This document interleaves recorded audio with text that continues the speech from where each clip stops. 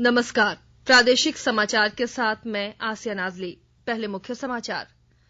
प्रधानमंत्री नरेंद्र मोदी ने चक्रवात यास को लेकर अधिक जोखिम वाले क्षेत्रों के लोगों को सुरक्षित निकालने में राज्यों और संबंधित अधिकारियों को आपसी समन्वय बनाकर काम करने का दिया निर्देश। मुख्यमंत्री हेमंत सोरेन ने देश के विशेषज्ञ चिकित्सकों के साथ वेबिनार में लिया भाग। कहा, राज्य में कोरोना संक्रमितों की संख्या में तेजी से आ रही है कमी।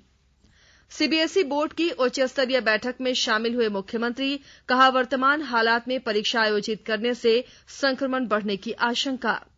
और स्वास्थ्य मंत्री बन्ना गुप्ता ने कहा, राज्य में कोरोना संक्रमण की दर 22% से घटकर हुई 4%। और समाचारों से पहले एक जरूरी संदेश। कोविड के मामलों की संख्या बढ़ रही है। श्रोताओं से अपील है कि कोई भी कोताही नहीं बरतें और सभी सावधानियों का पालन करें। 44 साल से ऊपर के जो लोग कोविड-19 वैक्सीन की पहली खुराक ले चुके हैं, वे निर्धारित समय पर दूसरी खुराक लें। सुरक्षा के 3 आसान उपायों का पालन करें और सुरक्षित रहें। मास्क पहनें, 2 गज की दूरी है जरूरी, सुरक्षित दूरी बनाए रखें और हाथ और मुंह साफ रखें। प्रधानमंत्री नरेंद्र मोदी ने चक्रवात यास को देखते हुए अधिक जोखिम वाले क्षेत्रों के लोगों को सुरक्षित निकालने में राज्यों और संबंधित अधिकारियों को आपसी समन्वय बनाकर काम करने का निर्देश दिया है। चक्रवात के पश्चिम बंगाल और उत्तरी ओडिशा के तटों से बुधवार शाम तक गुजरने की आशंका है।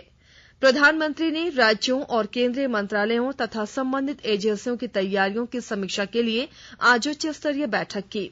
उन्होंने सभी संबंधित विभागों को तटों के निकट रहने वालों को समय से सुरक्षित स्थानों तक पहुंचाने के निर्देश दिए।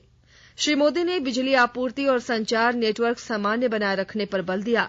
उन्होंने अधिकारियों से राज्य सरकारों के साथ समुचित समन्वय रखने को कहा ताकि कोविड उपचार और टीकाकरण में कोई बाधा न आए।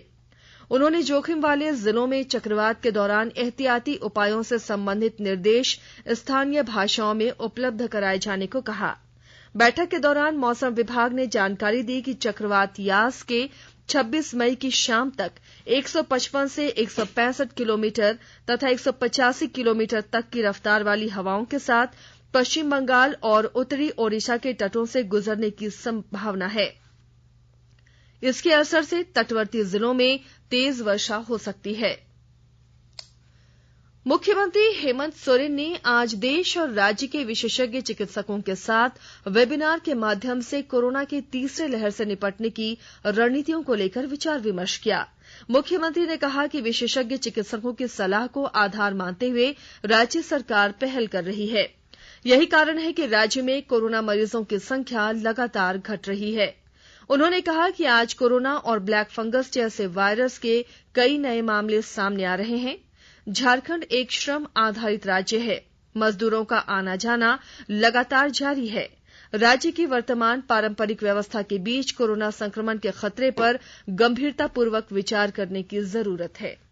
आज ये वेबिनार कार्यक्रम का आयोजन किया गया। कोरोना महामारी को लेकर अलग अलग लोग चर्चाएं करते हैं ग्रामीण क्षेत्रों में, क्योंकि ये ट्रेडिशनल एक परंपरागत व्यवस्थाएं भी यहाँ पर बहुत मजबूती के साथ स्थापित है, लेकिन फिर भी हम लोग सामाजिक जागरूकता लोगों में लाने का पूरी कोशिश के साथ आगे बढ़ रहे हैं। और यही वजह है कि फर्स्ट फेज को भी हम लोगों ने बहुत सहजता से पार किया है। लेबर बेस्ड स्टेट है यहाँ पर, और आज के इस वैश्विक महामारी में जहाँ कई राज्य लॉकडाउन पर हैं, कई पार्शियल लॉकडाउन पर है, और इसमें आज मजदूरों का भी मूवमेंट हमारे स्टेट में है।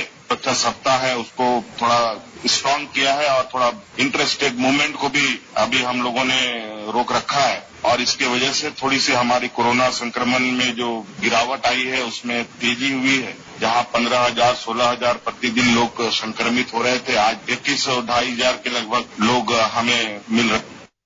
केंद्र सरकार ने कहा है कि कार्यस्थलों पर टीकाकरण की सुविधा कर्मचारियों के साथ उनके परिजनों और आश्रितों को भी दी जा सकती है। स्वास्थ्य और परिवार कल्याण मंत्रालय ने इस संबंध में सभी राज्यों को पत्र लिखा है। पत्र में कहा गया है कि औद्योगिक और निजी कार्यस्थल के कोविड केंद्रों में टीकाकरण के लिए वैक्सीन उन निजी अस्पतालों को खरीदनी होगी जिनके साथ नियोक्ता का करार होगा।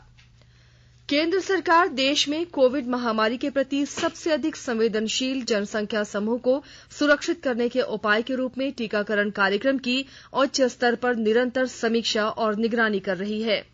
कोविड टीकाकरण अभियान का अधिक उदार और त्वरित तीसरा चरण 1 मई से चल रहा है। इस चरण में 18 से 44 वर्ष के लोगों को कोविड टीके लगाए जा रहे हैं। गोड्डा जिले में कोरोना संक्रमण का प्रकोप धीरे धीरे कम हो रहा है। जिला प्रशासन की ओर से संक्रमण के प्रकोप को कम करने के लिए कई स्तर पर प्रयास किए जा रहे हैं। और ब्यौरे के साथ हमारे गोड्डा संवाददाता। गोड्डा जिले में कोरोना संक्रमण का प्रकोप घट रहा है एवं इसके संक्रमण से बचने के भी कई उपाय किए जा रहे हैं। गोड्डा जिला प्रशासन द्वारा विभिन्न माध्यमों के द्वारा लोगों को टीकाकरण के लिए जागरूक किया जा रहा है। गोड्डा उपायुक्त भोर सिंह यादव, एसडीएम ऋतुराज, नगर परिषद अध्यक्ष जितेंद्र मंडल, रेड क्रॉस के पदाधिकारीगण एवं खेल संघ के कई अधिकारियों ने गोड्डा के सभी वार्डों में कोरोना के टीकाकरण के लिए घर घर पैदल संपर्क किया। अधिकारियों ने गोड्डा नगर के मोहल्लों में जाकर लोगों से अनुरोध किया कि 18 वर्ष से अधिक उम्र के सभी व्यक्ति टीका लगवा लें। कोरोना के विरुद्ध लड़ाई में सबों को साथ देना चाहिए। टीकाकरण इस रोग के विरुद्ध सबसे सशक्त माध्यम है। आकाशवाणी समाचार के लिए गोड्डा से मैं रंजन कुमार। राज्य सरकार की ओर से लागू स्वास्थ्य सुरक्षा सप्ताह के दौरान पुलिस प्रशासन अस्थायी चेकपोस्ट बनाकर ग्रामीण इलाकों से आवाजाही करने वालों पर नजर बनाए हुए है। रांची टाटा रोड स्थित दशम फॉल से मारंगहाता होते हुए खूंटी जाने वाले ग्रामीण इलाके में बुंडू अनुमंडलीय पुलिस ने चेकपोस्ट बनाया है। चेकपोस्ट से रांची से खूंटी और खूंटी से दशम फॉल के रास्ते आने जाने वालों की जांच की जा रही है। इस दौरान पुलिस बाइक, स्कूटी और 4 पहिया वाहनों में चलने वाले लोगों के पास ई पास और मास्क की गहनता से जांच कर रही है। ग्रामीण इलाकों में चेकिंग अभियान चलाए जाने से बेवजह घूमने वाले लोगों की संख्या में कमी आ रही है। चतरा जिले में स्वास्थ्य सुरक्षा सप्ताह के दौरान लॉकडाउन का उल्लंघन करने वाले लोगों की धरपकड़ के लिए अनुमंडल पदाधिकारी मुमताज अंसारी और सदर अनुमंडल पुलिस पदाधिकारी अविनाश कुमार संयुक्त अभियान चला रहे हैं। दोनों अधिकारी प्रतिदिन गश्ती कर सड़क पर बेवजह निकलने वालों को समझा रहे हैं। साथ ही बार बार लॉकडाउन का उल्लंघन करने वालों को जुर्माना भी लगा रहे हैं। आकाशवाणी के ताजा तरीन समाचारों के लिए आप हमारी वेबसाइट newsonair.com पर लॉग इन कर सकते हैं। ताजा समाचार Twitter handle @AIR news alerts और Facebook page All India Radio News पर भी उपलब्ध है। आप प्रादेशिक समाचार एकांश के ट्विटर हैंडल @AIR News_Ranchi और फेसबुक पेज तथा YouTube channel AIR news Ranchi पर भी हमारे बुलेटिन सुन सकते हैं। प्रादेशिक समाचार आप आकाशवाणी रांची से सुन रहे हैं और अब पेश है कोरोना से बचाव के कुछ संदेश। कोविड-19 से बचाव और सुरक्षित रहने के 3 उपाय। मास्क लगाएं, 2 गज दूरी है जरूरी, सुरक्षित दूरी रखें, हाथ और मुंह साफ रखें।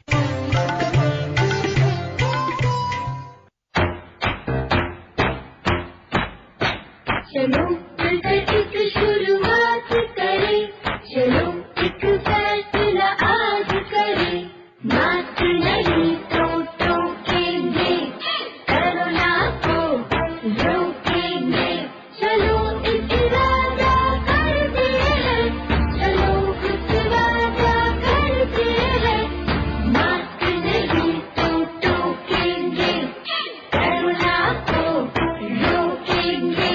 भारत सरकार द्वारा जनहित में जारी। प्रादेशिक समाचार में एक बार फिर आपका स्वागत है।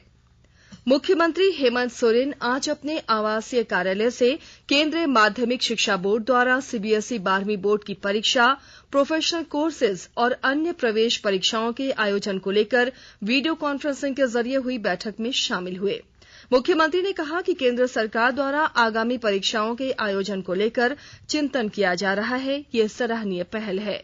बैठक में जो सुझाव मिले हैं, इसमें कई सुझाव काफी महत्वपूर्ण हैं, जैसे परीक्षा के समय जो काम करना, सब्जेक्ट में बदलाव, होम सेंटर इत्यादि। ये सभी सुझाव निश्चित रूप से काफी चीजों को ध्यान में रखकर दिया गया है। मुख्यमंत्री ने कहा कि सीबीएसई 12वीं बोर्ड की परीक्षा, प्रोफेशनल कोर्सेज और अन्य प्रवेश परीक्षाओं के आयोजन को लेकर राज्यवासियों से भी सुझाव मांगे गए हैं। ट्विटर तथा सोशल मीडिया के अन्य माध्यमों से अधिकतर लोगों का कहना है कि परीक्षा फिलहाल स्थगित होनी चाहिए, क्योंकि कई बच्चे संक्रमित हुए हैं और वे अभी स्वास्थ्य लाभ ले रहे हैं। 1 घंटे करना, सब्जेक्टों में बदलाव करना और होम सेंटर की सुविधा देना। जो बच्चे बाहर से पढ़ाई करके दूसरे राज्यों में जाते हैं पढ़ाई करने, उनके लिए भी आप लोगों ने ऑप्शन रखा है। ये सभी सुझाव निश्चित रूप से काफी चीजों को ध्यान में रखकर की गई है, लेकिन मैं क्योंकि आम लोगों की भी थोड़ी सहमति जानने की मैं कोशिश कर रहा हूं और मैं भी इसके पक्ष में हूं कि हम सही समय पर बच्चों के एग्जाम करा पाए, लेकिन चुनौती कुछ इस तरीके से है और इतना भयावह संक्रमण देश में है, इससे भी हम इनकार नहीं कर सकते। फर्स्ट वेव की बात थोड़ी अलग थी, लेकिन ये दूसरी वेव की जो बातें हैं ये थोड़ा बिल्कुल बहुत ही चिंता का विषय बना हुआ है। मुख्यमंत्री ने कहा कि वर्तमान हालात में अगर परीक्षा आयोजित होती है तो संक्रमण के फैलाव की आशंका से इनकार नहीं किया जा सकता।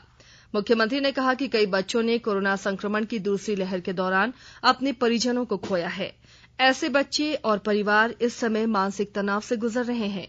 वर्तमान स्थिति में परीक्षा आयोजित करना उचित नहीं होगा। मुख्यमंत्री ने सुझाव दिया कि आगामी सभी परीक्षाओं की तारीख कोरोना संक्रमण का प्रभाव कम अथवा नियंत्रित होने के बाद ही तय की जाए। मुख्यमंत्री ने कहा कि शहर के बाद अब धीरे धीरे गांव की ओर संक्रमण अपना पैर पसार रहा है। मुख्यमंत्री ने अपने विस्तृत सुझाव लिखित रूप से 2 दिनों के भीतर केंद्रीय माध्यमिक शिक्षा बोर्ड को भेजने की बात कही। इस बैठक में केंद्रीय रक्षा मंत्री राजनाथ सिंह, केंद्रीय शिक्षा मंत्री रमेश पोखरियाल निशंक, केंद्रीय महिला एवं बाल विकास मंत्री स्मृति जुबिन ईरानी, केंद्रीय सूचना एवं प्रसारण मंत्री प्रकाश जावड़ेकर सहित अन्य राज्य के मंत्रीगण शामिल थे। राज्य के स्वास्थ्य मंत्री बन्ना गुप्ता ने कहा कि झारखंड में कोरोना संक्रमण की दर लगातार घट रही है। वर्तमान में संक्रमण की यह दर घटकर फिलहाल 4% पर आ गई है। पहले यह दर 22 से 24% पर पहुंच गई थी। उन्होंने कहा कि सरकार के प्रयास से रिकवरी रेट में भी सकारात्मक बदलाव आ रहे हैं। उन्होंने ब्लैक फंगस के बारे में कहा कि दवाइयों के अत्यधिक इस्तेमाल होने से ये बीमारी आई है।